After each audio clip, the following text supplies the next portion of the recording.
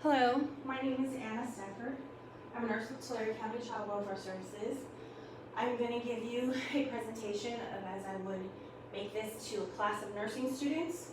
This is meant to be a much longer class than this is in the 8 to 10 minutes that I'm going to give you. So keep that in mind. I try to zoom in so you can follow along. Each student will be given a PowerPoint with scenarios and things that you'll see on the end, as well as they were asked to print out an article and come prepared to class with it. So now I'm going to begin the class as though I was there. Good morning, class. How are you today? Today we're going to learn about asthma and obesity and if there is a connection. We have already discussed asthma, so I'm not going to go into detail too much, but I'm just going to remind us of the process of how asthma works. Today, at the end of this presentation, we will be able to describe the pathophysiology of asthma, relate how asthma and obesity are connected. We will list the medications to control asthma. We will demonstrate the appropriate use of asthma medications in scenarios, as well as relate one new thing that we learned today. Oh, causes. Sometimes we have difficulties in class. Causes of asthma is allergens to plant pollens, sometimes irritants in the air such as aerosols, particle matter, pet dander in hair, smoke, and cold air can even trigger some asthma. What might we see signs and symptoms again? Chest tightness, coughing, wheezing, shortness of breath. Some people get very anxious.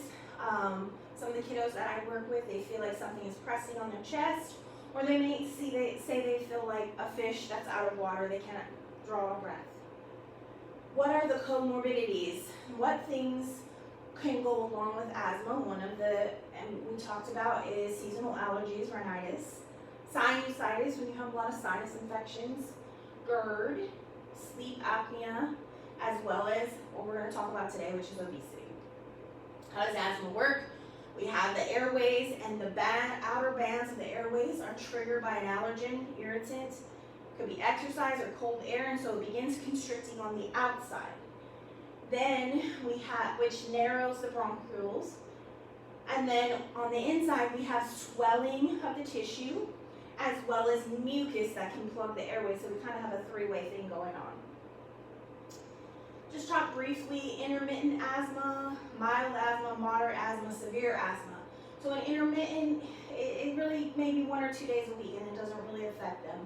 Mild, maybe they might be using a quick relief medication more than 2 times a day, and a controller medicine. Moderate, about 50% of the time their activities are inhibited by their asthma, and then severe, it just feels like the whole world revolves around whether they can breathe or not. Genetics and lifestyle can play a factor in asthma. It can run in families, but today we're going to talk more about the lifestyle of obesity is a major contributing factor. Fatty deposits, such as adipose tissue, can prevent the lungs from expanding. I have a big belly right here, so that could be one of the problems that I can't draw a breath and I can't fully expel the air. So it has a decreased resting lung volume. Another part of lifestyle, lack of exercise. That lack of exercise doesn't strengthen the lungs, so I can't draw as deep of a breath. We know environments in the home and the air trigger things, so watch out if you have pets. Some people have grass, mold, pollution. We live in the Central Valley, so there's a lot of pollution here. Irritants, smoking is a huge trigger for asthma, as well as your home. Some people don't think that you need to keep it vacuumed. With some of the severe cases, you might have to keep your windows closed all the time. I know for my grandchildren, we do have to keep the windows closed just because that dirty air will set them off. And make sure that you have pest control and bugs away from the home so that there's none of that debris in the home. We have different kinds of treatments. We've talked about these before. Rescue inhalers through the albuterol inhaler or nebulizer. And the cool thing about rescue inhalers to remember for the test, it works in minutes and lasts for a few hours. And it works to loosen the muscle bands on the outside. The controller medication works over days and lasts longer to decrease the inflammation in the airway. And then we use steroids for serious asthma attacks. What common medications might you see? Well, some of the long-term controller medications, the inhaled corticosteroids, reduce the airway swelling. So we've got Flovent, Pulmicort, Qvar, and you can see their generic names. And for the serious attacks, we use prednisone or methylprednisone. Methylprednisolone. So I can't say it. Common medications for quick relief would include albuterol, which is the ProAir, Ventolin HFA. I never heard of this one before. Combination inhalers, which are corticosteroids and a long-acting. We have Advair, very common in this area, Symbicort, and I have not heard of Breo, but I kind of have heard of Breo. How do we diagnose? We talked about this. Spirometry, we breathe into the device, and it tells us how much air is going in and out of the lungs. We can do an x-ray to see how much damage or if there's consolidation included with maybe possible bronchitis or pneumonia. We can do some blood work, and then we can actually do a bronchoscopy where we go down and get some of that mucus to have it tested to see what's actually in there. When we use the medications the way they're meant to use, we will have this expected outcome that there will be, with the controller medication, there will be a reduction in inflammation and allow for easier breathing. But with a rescue inhaler, it'll be used for triggers such as exercise, cold air, pollutants, and irritants. Okay, obesity-induced asthma, what are the risk factors? Well, BMI is a very strong risk factor, and it's been found in the studies that children who have increased their weight greatly before the age of 2 are at a greater risk factor. They also will have altered respiratory function in infancy, and there's some studies that say it may start in utero. Another part is, you think about the distribution. I got a big belly here, so it's inhibiting my lungs, me from drawing that full breath or getting all of it out, so it leads to leaving some of that in there. Also, the composition of adipose tissue, there are things in it that will increase inflammation, and as we know, we already have inflammation, so that's going to put us at risk for asthma. Adult women, postmenopausal, are at greater risk for obesity-induced asthma. How do we improve this? Well, obviously weight loss. One of the ways it will help is the lungs will not be as restricted when drawing a breath. Our diaphragm will no longer be stiff.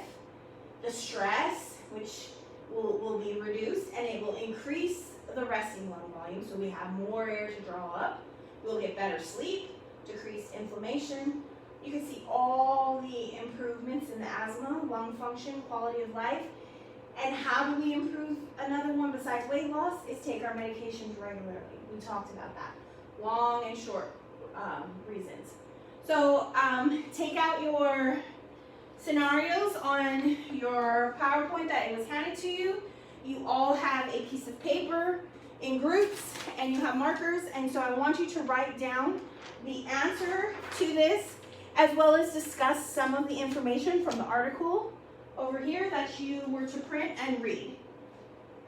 So I would give them some time, and then we would have a report back to the group as well. We would discuss the answers. The patient, so the scenario was on a hot July evening. The patient arrives at the emergency room with shortness of breath, wheezing, chest pain. He suddenly came on when he was outside practicing soccer with his children. He never felt pain like this before. He has trouble catching his breath. His O2 is 85%. Respirations are 25. Blood pressure 120/65. Placed on 2 liters of oxygen by nasal cannula. He suddenly begins to have a coughing fit and cannot seem to catch his breath.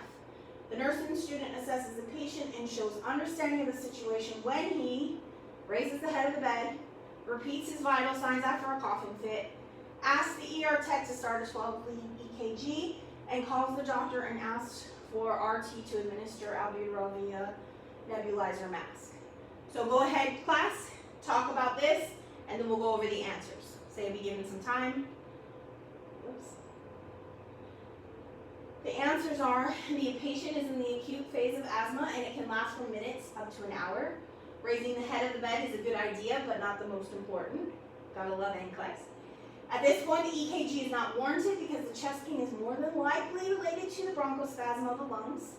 There will be also edema and mucus secretions. The patient should respond to the treatment, and the albuterol will open the airways, allowing the oxygenation to occur without needed as a nasal cannula.